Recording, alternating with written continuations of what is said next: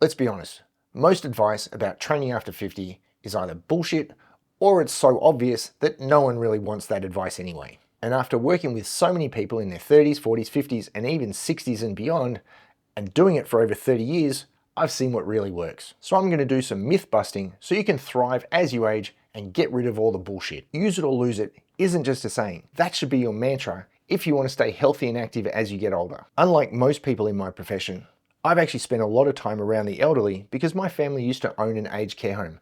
I've seen up close and personal what really happens as we get older. And there's always been one great standout, and that's that the people who stay active are able to stay active.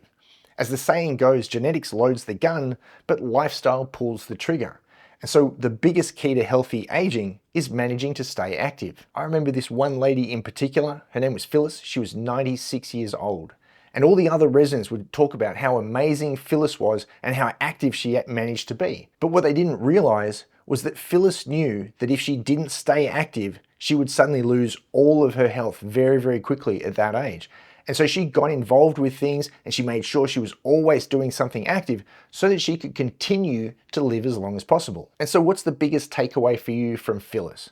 It's to find activities you enjoy so that you can continue doing them forever without it feeling like a chore, which will ultimately see you stop doing them and staying active and healthy. Now, alcohol is another big one. And amongst my top clients, there's one really clear standout. And that's that the top performing clients drink either never at all or very, very rarely. The maximum amount of drinks that most of my top clients would have would be 2 or 3 per year, not per week or per month, but 2 or 3 drinks per year. In Australia, liver failure due to alcohol consumption is the 20th leading cause of death. But the thing about alcohol consumption is that liver failure due to alcohol occurs at about 65 years old.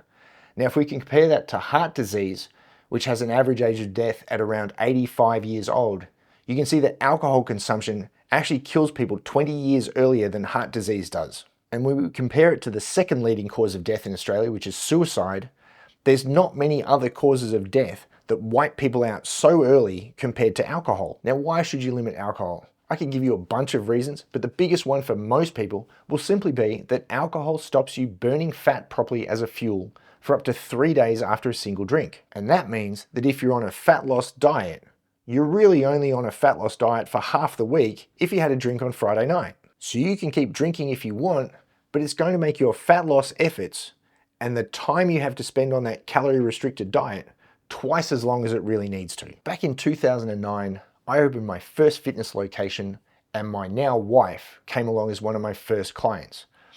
And to make her training more fun, she invited along a bunch of people that she worked with, including her boss. And her boss, whose name was Vinny, was 55 years old, which is 1 year older than I am right now.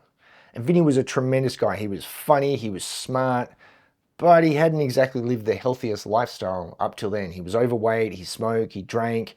There were a lot of corporate dinners out that were entailed in his job. Not a terribly healthy guy. And because he lived on his own, he just didn't turn up for work one day and no one really knew what was going on. And it wasn't until about a week later when a family member went to check on how come he wasn't answering his phone, he was found dead on the floor in his kitchen at 55. So what can you do to avoid being like Vinny? Well, the truth is that the choices that you're making right now in your 30s and 40s are going to come home to roost in your 50s. Maybe not your 60s though, because maybe you don't get there. So that means you need to make that fitness peak as high as possible, as fast as possible, so that you can maintain as much as possible for as long as possible. Now, I've seen this countless times. People always think they can catch up on their health and fitness later on. But the truth is, later on never comes. If you don't act on this right now, you're going to find your lifespan is shortened dramatically. Now, when it comes to workout motivation, probably the number one thing I hear is that people want to get in shape for their kids.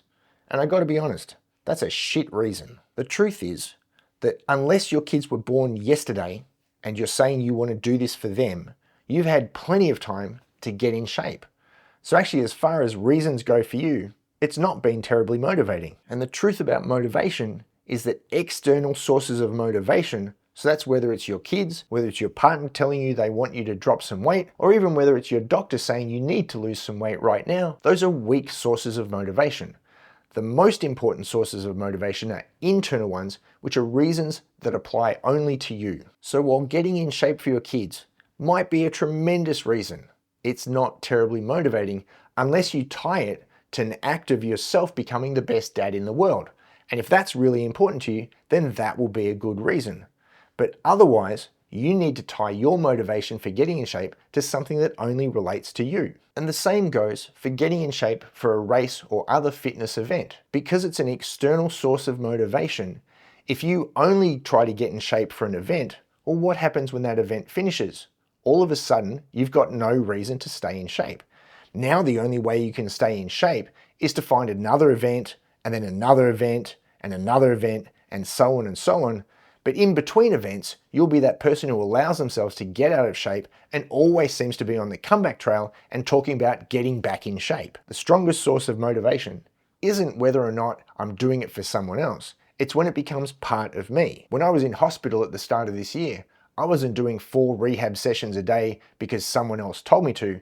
I was doing 4 rehab sessions a day because it's so important to me personally and professionally to be in the best shape possible. For me, between my job, how I've always spent my life, and how I pay my mortgage, there is no choice but to be fit and healthy, or as fit and healthy as I can be at a given time. I don't need to worry about someone else motivating me to get in shape because it's almost as if I have no choice but to stay in shape. So how does that look for you? Think about motivation like pouring fuel in a car. If you always need some form of external motivation, it's like constantly having to top the engine up with fuel. What you really want is intrinsic motivation, which is a lot like driving Doc Brown's DeLorean in Back to the Future. Now, the truth about this fitness journey is that it's a super powerful thing when you look at your interpersonal relationships. So powerful, in fact, that I've seen multiple relationships break up because of it.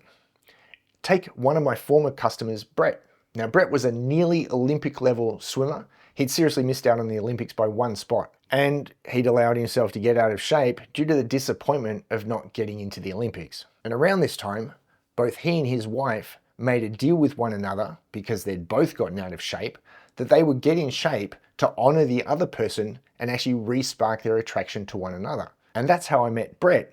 He came to me wanting to honor his end of the deal and lose all that weight and get back in shape for his wife. And that's what he did. He lost about 40 kilo over 16 weeks, which at the time would have won him Biggest Loser, which was airing at the time. His percentage body fat loss was actually higher than the person who won the show that season. The problem with this was that his wife didn't hold up her end of the bargain. And suddenly she's getting insecure because he's looking amazing and getting a lot of attention.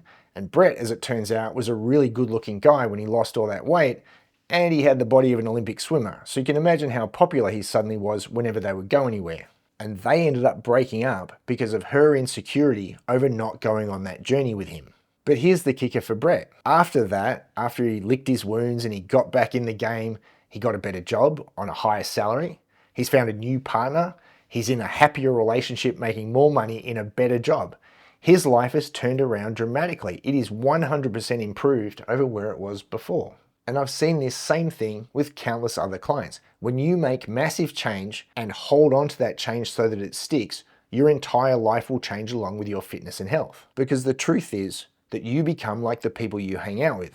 And there are no people in their 40s and beyond who are in fantastic shape who are dumb muscleheads. All of these people will be driven, conscientious, and hard-driving people so that they can maximize every area of their life. And the more you hang out with them, the more like that you will become, and everything around you will start to change. So how do you turn these midlife years into your best years? Back in 2008, I was 38 years old, and I was looking around for good fitness advice as I was getting closer to 40. And there simply wasn't any.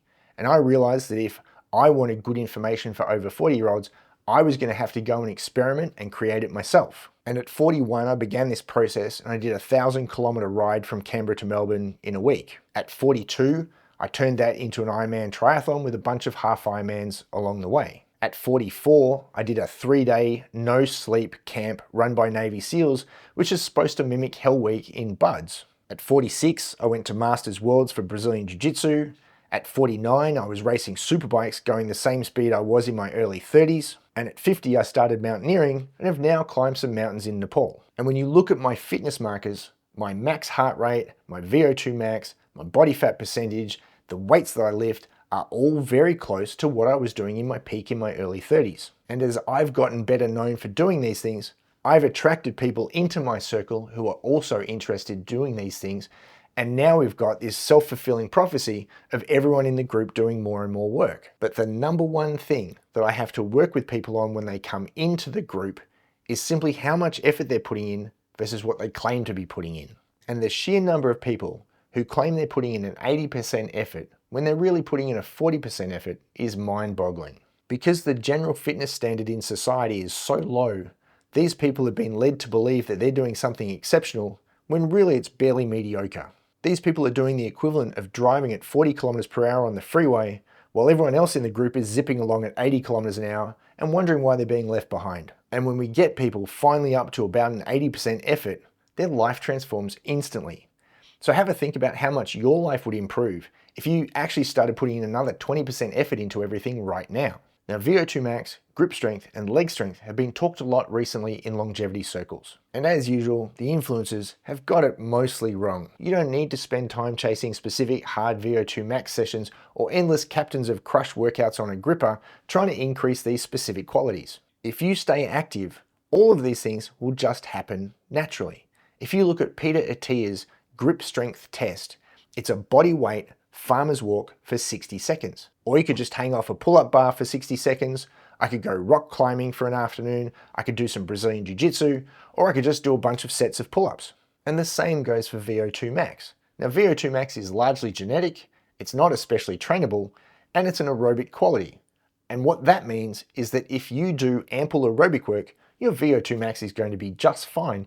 You don't need to kill yourself on these hard interval sessions chasing a number that is largely not trainable anyway. And what this means for me is that new clients frequently come along with a grab bag of influencer-led ideas trying to run a program that covers a dozen different bases at once. And what it really means is they never do any of it enough to actually get a result from a single item on their list.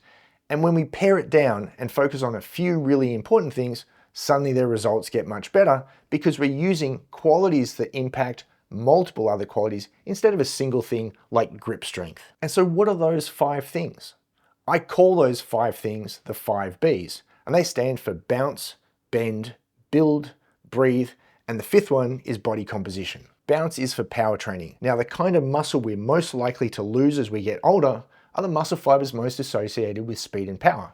So if we don't deliberately train this, we're definitely going to lose this quality. Bend is for flexibility and mobility. And back in the nursing home days, one of the things I noticed was that the people who were starting to lose independence fast were the ones losing the ability to do basic things like bend over and cut their toenails.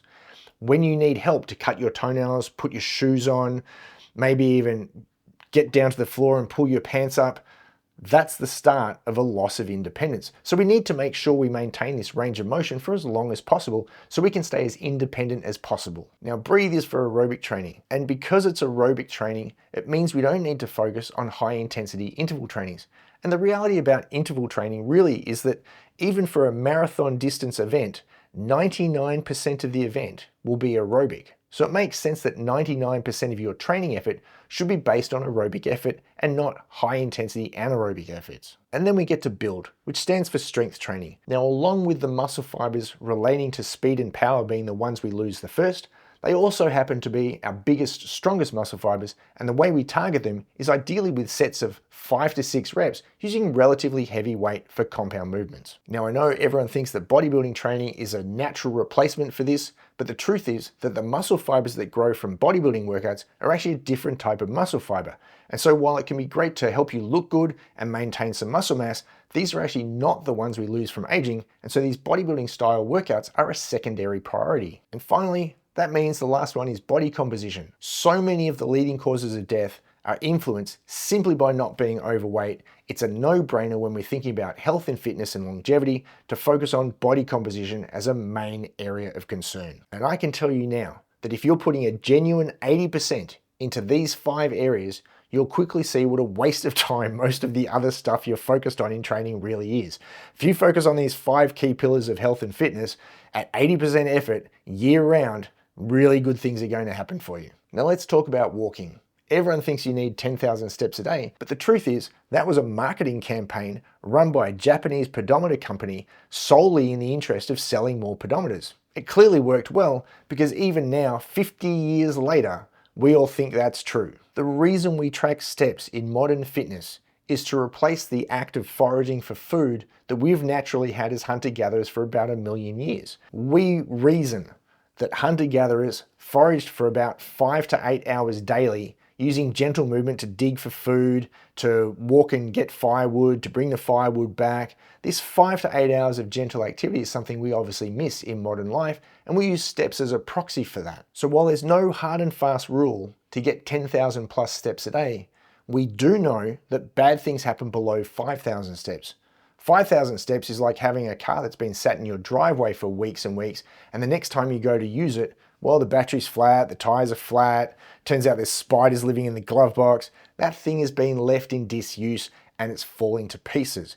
You need to keep that car moving to keep all the mechanical parts working properly. And when you look at government minimum recommendations for activity, you see about 5 hours a week of this gentle, moderate activity, including walking, playing golf, mowing the lawn, other kinds of gardening. It's just a small amount of daily activity that we need to stay healthy. And because the needs are so small, it's not even 45 minutes a day.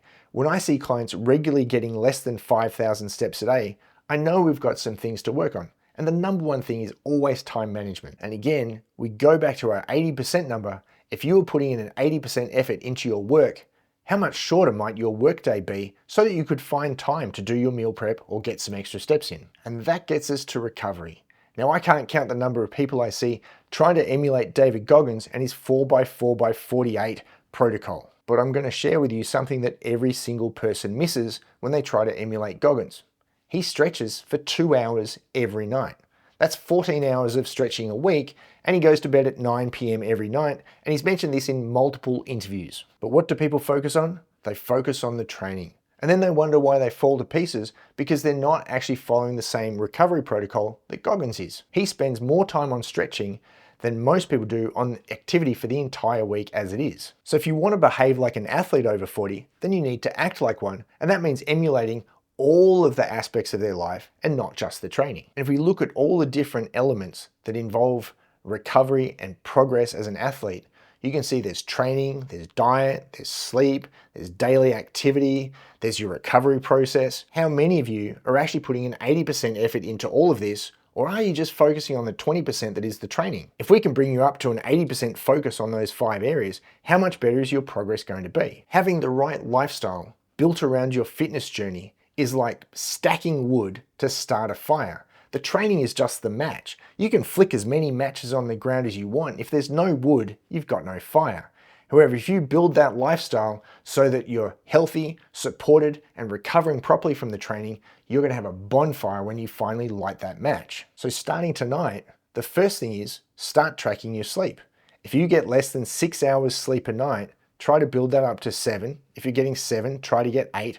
But in general, we want you at least 7 hours of sleep a night. And hopefully what you see from all of these tips is that midlife isn't a time for decline. It's actually the optimal time to be building as much health and fitness as possible. Just like you need to make regular deposits into your retirement fund, you need to make regular fitness deposits into your health fund. And what that really gets you to later on is that if you don't put any into that fitness fund as you're aging, you're going to end up spending all the money you've got just trying to reclaim your health once it's at nearly disastrously low levels.